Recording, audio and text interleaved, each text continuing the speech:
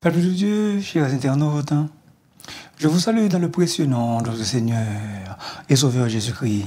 Aujourd'hui, nous allons considérer ensemble la parole de Dieu dans Jean chapitre 20, versets 1 à 10. Jean chapitre 20, versets 1 à 10, et je fais la lecture. Le premier jour de la semaine, Marie de Magdala se rendit au sépulcre dès le matin. Comme il faisait encore obscur, elle vit que la pierre était roulée du sépulcre. Elle courut vers Simon-Pierre et vers l'autre disciple que Jésus aimait. Ça, c'est Jean. Et leur dit, ils ont enlevé du sépulcre le Seigneur et nous ne savons où ils l'ont mis.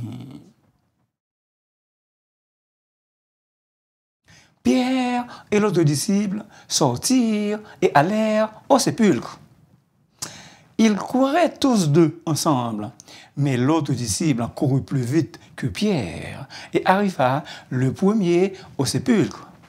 S'étant baissé, il vit les bandes qui étaient à terre, cependant il n'entra pas. Simon-Pierre, qui le suivait, arriva et entra dans le sépulcre. Il vit les bandes qui étaient à terre. Et les linges qu'on avait mis sur la tête de Jésus, non pas avec les bandes, mais pliés dans un lieu à part. Alors, l'autre disciple, qui était arrivé le premier au sépulcre, entra aussi, et il vit, et il courut. Car il ne comprenait pas encore que, selon l'Écriture, Jésus devait ressusciter des morts. Et les disciples s'en retournèrent chez eux. Parole du Seigneur. Peuple de Dieu, chers internautes, le sujet, la résurrection de Jésus, un sous-titre, le tombeau vide, la découverte du tombeau vide. Le sujet, la résurrection de Jésus, comme vous le voyez, un sous-titre, le tombeau vide, la découverte du tombeau vide. Peuple de Dieu, les 4 évangiles affirment sans ambiguïté la résurrection physique de Jésus, en parlant prophétiquement du Messie, notre Seigneur Jésus. David dit, car il ne livrera pas mon âme au séjour des morts. Il ne permettra pas que ton bien-aimé voie la corruption. Psaume 16 et le verset 10.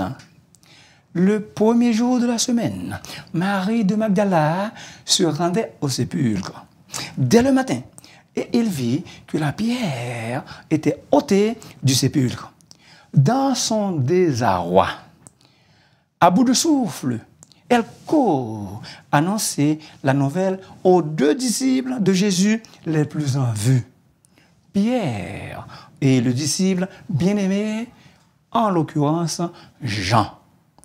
Et elle leur dit, ils ont enlevé du sépulcre le Seigneur.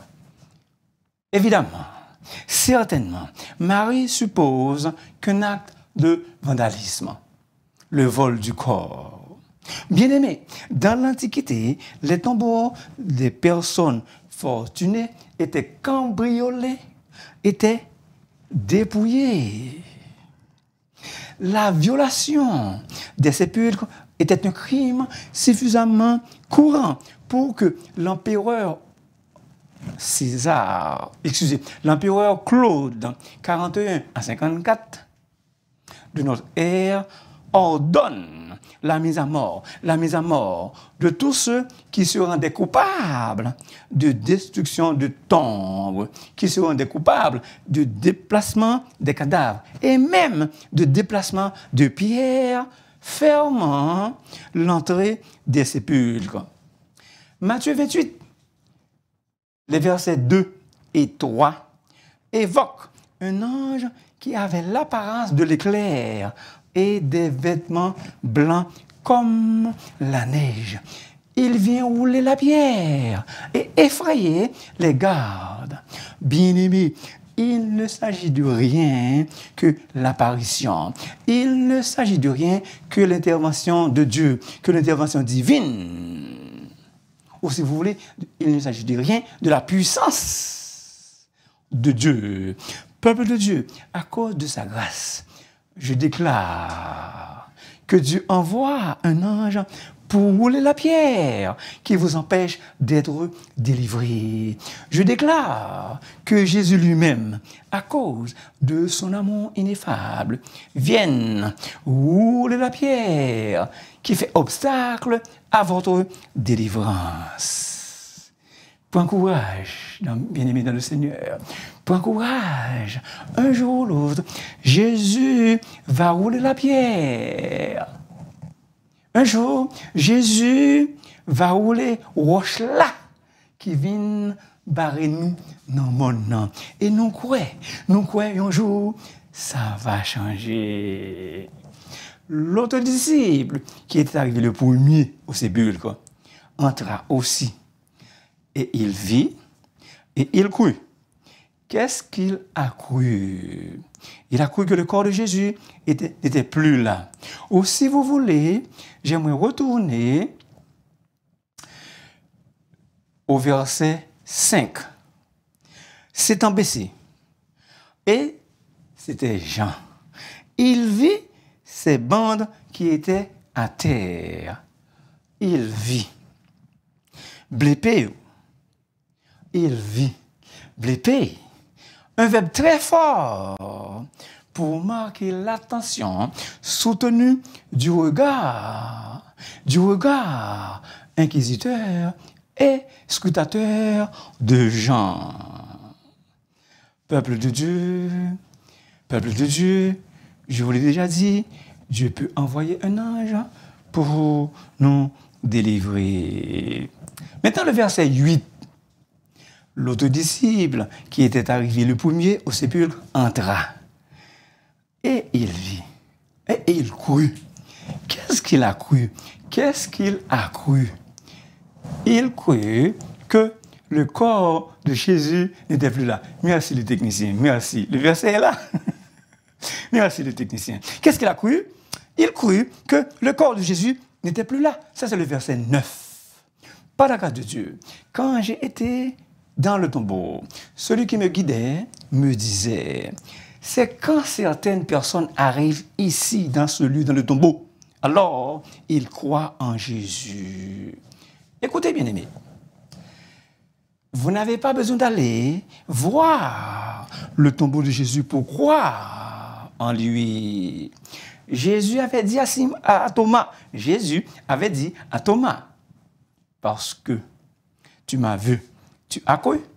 Heureux ceux qui n'ont pas vu et qui ont cru. Hello, peuple de Dieu. Hello, chers internautes. La foi véritable doit être toujours indépendante de la vue. La foi véritable doit être toujours indépendante de la vue. Toutefois, si cela vous intéresse, vous pouvez quand même aller visiter le tombeau vide. Oui, il est vide. J'étais là, il est vide. Le tombeau vide. Verset 14. Marie se retourna et vit Jésus debout.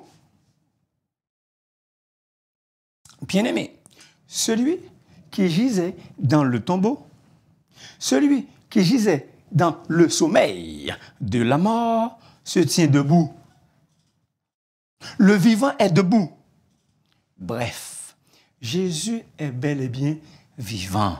Jésus est bel et bien glorieux. Veni, vidi, vici. Veni, vidi, vici. Je suis venu, j'ai vu, j'ai vaincu. Paroles célèbres de César, par lesquelles il décrivit au Sénat la rapidité de la victoire qu'il venait de remporter chez les Zélats, roi du phosphore. année 74, excusez-moi, année 47 avant Jésus-Christ. Je reprends un petit peu important. C'est une victoire que Bosphore avait remportée, une victoire glorieuse, année 47 avant Jésus-Christ. Chers internautes, Jésus est victorieux de la mort. Il l'a vaincu. Il est plus que vainqueur. Jésus est plus que vainqueur. Et plus que vainqueur, c'est la devise du théologien Jean Calvin. Jésus a brisé ses liens funèbres. Alléluia! Christ est sorti des ténèbres. Alléluia! Le ciel et la terre ont chanté Alléluia. Jésus est ressuscité. Alléluia. Vous connaissez le cantique de Dieu. Bien-aimés dans le Seigneur, chantons allègrement, chantons joyeusement que Jésus est ressuscité. Alléluia. Alléluia. Gloire à Dieu. Amen. D'autres femmes étaient présentes au tombeau vide ce jour-là. Mais Jean se limite à l'expérience de Marie de Magdala. Le point crucial, le point principal de ce chapitre est la description de son cheminement. La description du cheminement de Marie. Jean 20, versets 1 à 18.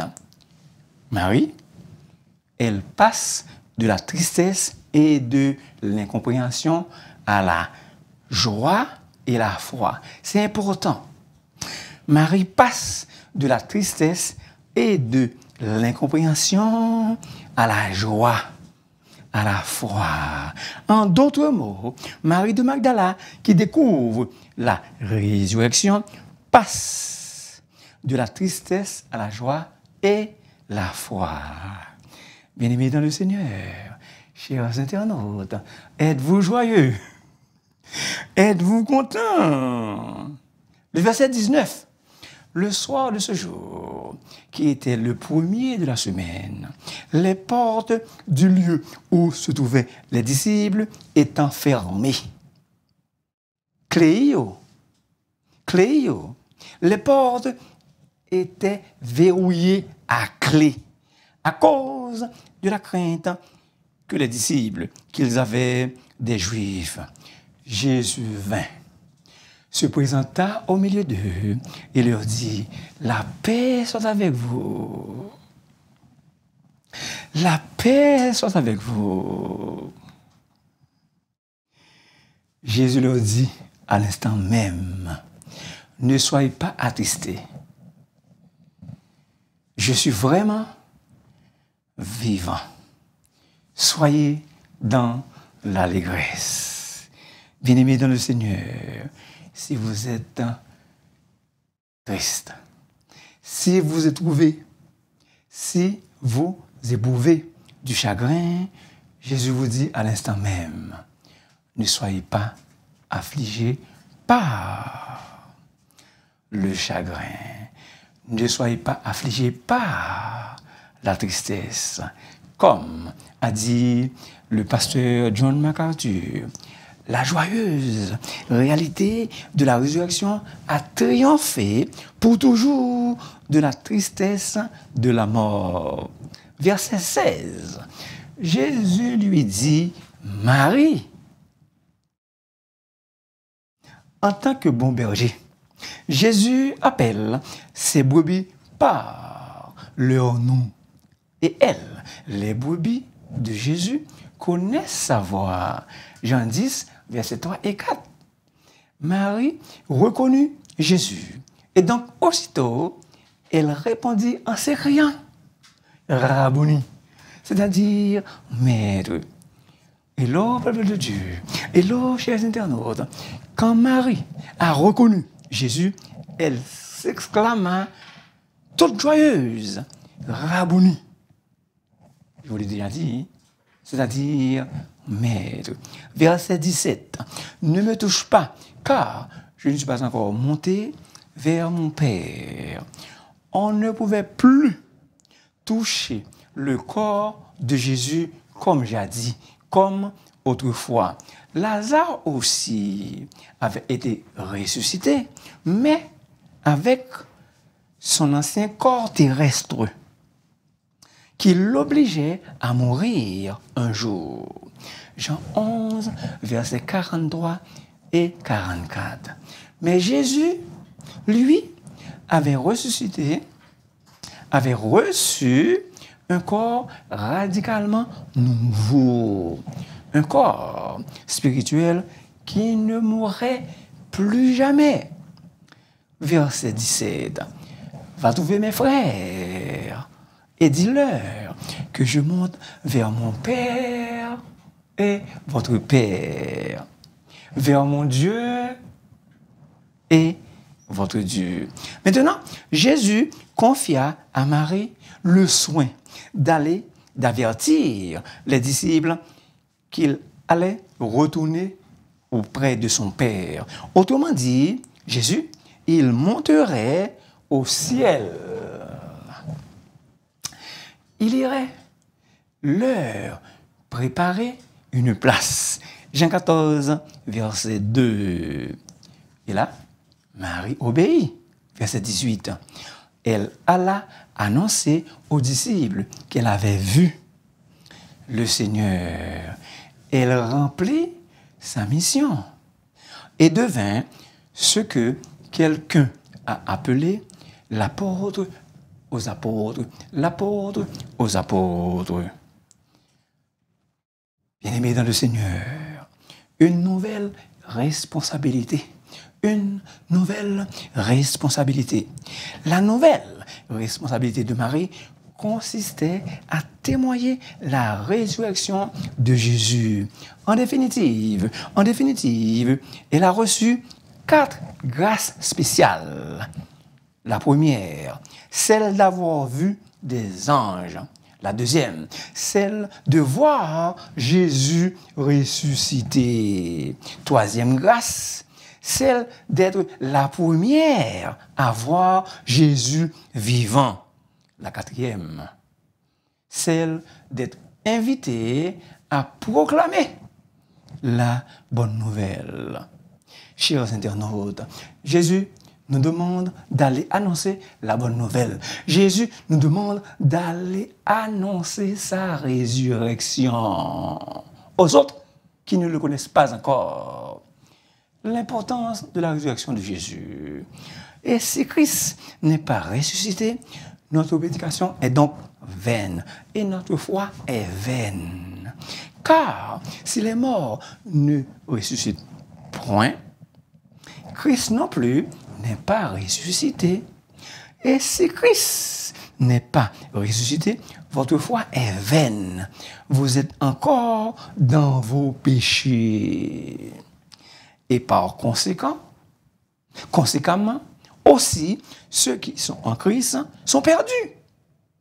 Si c'est dans cette vie seulement que nous espérons en Christ, nous sommes les plus malheureux de ce monde. Si c'est dans cette vie que nous espérons seulement en Christ, nous sommes les plus malheureux de tous les hommes. 1 Corinthiens 15, verset 14, 16 à 20. Peuple de Dieu, si le Christ n'est pas ressuscité, notre prédication n'a pas de contenu. Si le Christ, notre Sauveur, n'est pas ressuscité, notre prédication n'a pas de contenu.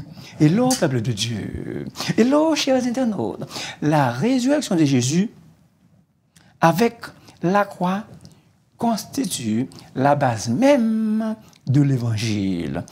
Si Christ n'est pas ressuscité, notre foi, votre foi est vaine. Elle est une illusion. Elle est inutile et sans objet, car la foi en Jésus est l'objet de notre foi. La résurrection est le corps de la foi. chrétienne. La résurrection est le cœur de la foi chrétienne. Pour l'évangéliste Jean, comme pour tous les premiers chrétiens, la résurrection de Jésus est le fait immuable sur le fait se fonde notre foi. Les bénéfices, ou si vous voulez, les bienfaits de la résurrection. Le pasteur Paulin Bédard nous présente 3 bienfaits que nous jouissions de la résurrection. Le premier bienfait, un bienfait passé pour notre justification. À nous qui croyons en celui qui a ressuscité des morts, Jésus, notre Seigneur, qui a été livré pour nos offenses et ressuscité pour notre justification. Jésus est ressuscité pour notre justification. Romains 4, versets 24b et 25. La justification était nécessaire pour que nous soyons déclarés justes devant Dieu coram Deo. Deuxième bienfait, un bienfait présent pour une vie nouvelle. Un sauveur mort est complètement inutile, mais notre Seigneur Jésus est toujours vivant. En lui, nous avons reçu une nouvelle vie. Ça là, je vous demande s'il vous plaît d'aller lire Romains chapitre 6. C'est bien expliqué. Jésus nous donne, nous a procuré, nous a donné une nouvelle vie. Romains chapitre 6 explique cela très bien. Il s'agit vraiment d'un bienfait présent. Car, la Bible dit, nous étions morts par nos offenses et nos péchés. Nous étions réellement morts spirituellement. Troisièmement, un bienfait à venir pour notre glorification. Que nous soyons riches ou pauvres, nous finissons tous par mourir. Que nous soyons riches ou pauvres, nous finissons tous par mourir. Mais la résurrection nous procure une grande espérance. Peuple de Dieu, chers internautes, puisque Jésus est ressuscité, nous avons la garantie que nous aussi, nous ressusciterons au dernier jour. Ça, c'est Romains 8, verset 11. Nous aurons un corps incorruptible, un corps glorieux, plein de force, un corps spirituel. Peuple de Dieu, c'est 1 Corinthiens 15, versets 42 et 43. Christ, c'est la Bible. Christ est mort, bien plus. Il est ressuscité. Il est à la droite de Dieu et il intercède pour nous. Romains 8, 34. La foi, le moyen pour être sauvé. La foi, la seule condition du salut. Vous connaissez le verset? C'est par la grâce que vous êtes sauvés, par le moyen de la foi, et cela ne vient pas de vous. C'est le don de Dieu. Ce n'est point par les œuvres, afin que personne ne se glorifie. Bien-aimés dans le Seigneur, nous avons vu que Marie et Jean avaient la foi. Le geôlier avait posé une question vitale, une question cruciale, une question capitale à Paul et Silas qui étaient incarcérés. Paul et Silas qui étaient emprisonnés. Seigneur, Kyrion au pluriel. Seigneur, que faut-il faire? Que faut-il que je fasse pour être sauvé. Maintenant, écoutez la réponse. Paul et Silas répondirent, crois, Marie avait cru, Jean avait cru, crois au Seigneur Jésus et tu seras sauvé, toi et ta famille. Acte 16, versets 30 et 31. Mon cher ami, es-tu sauvé? Mon cher ami, es-tu sauvé? Il est écrit, si tu confesses de ta bouche le Seigneur Jésus, et si tu crois dans ton cœur que Dieu l'a ressuscité des morts, la résultante, tu seras sauvé. Romains 10, verset 9. Mon cher ami, Jésus est bel et bien ressuscité. Ce n'est pas Lionel qui le dit, c'est la Bible. Parole de vérité. Parole de vérité. La vérité absolue de Dieu. Je t'encourage, pour l'amour du ciel, de croire dans ton cœur que Dieu a ressuscité Jésus. Et tu seras sauvé. Chose impossible, chose impossible. Bien-aimés, nous croyons avec certitude que l'auteur de la vie, Jésus, ne pouvait absolument pas demeurer prisonnier de la mort. Dieu l'a ressuscité en le délivrant des liens de la mort. Parce qu'il n'était pas possible, le texte le dit, qu'il soit retenu par elle. Acte 2, verset 24. Chers internautes, Jésus est vraiment ressuscité. Ignorer, nier cet événement revient à faire fi des preuves historiques qui l'attestent. Jésus est le prince de la vie que Dieu a ressuscité des morts. Acte 3, verset 15. C'est ce que je crois. Et je vous encourage de le croire aussi, afin d'aller vivre avec lui au ciel. Afin d'aller vivre avec lui dans la place qu'il est allé nous préparer. Évidemment, certainement, nous ne pouvons pas prouver la résurrection par une expérience scientifique. Mais nous le recevons, nous l'acceptons par la foi. Si vous avez bien compris, la note dominante du message, c'est la joie. La note dominante du message, c'est la joie. Chers internautes, soyez dans la joie. Be happy. Sois heureux. Merci beaucoup de m'avoir écouté. S'il vous plaît, n'oubliez pas de vous abonner. N'oubliez pas de partager votre émission à d'autres. Et si vous voulez me parler, vous pouvez m'appeler dans le 514-571-2196. Encore un grand merci. Joyeuse Pâques, bien-aimés dans le Seigneur.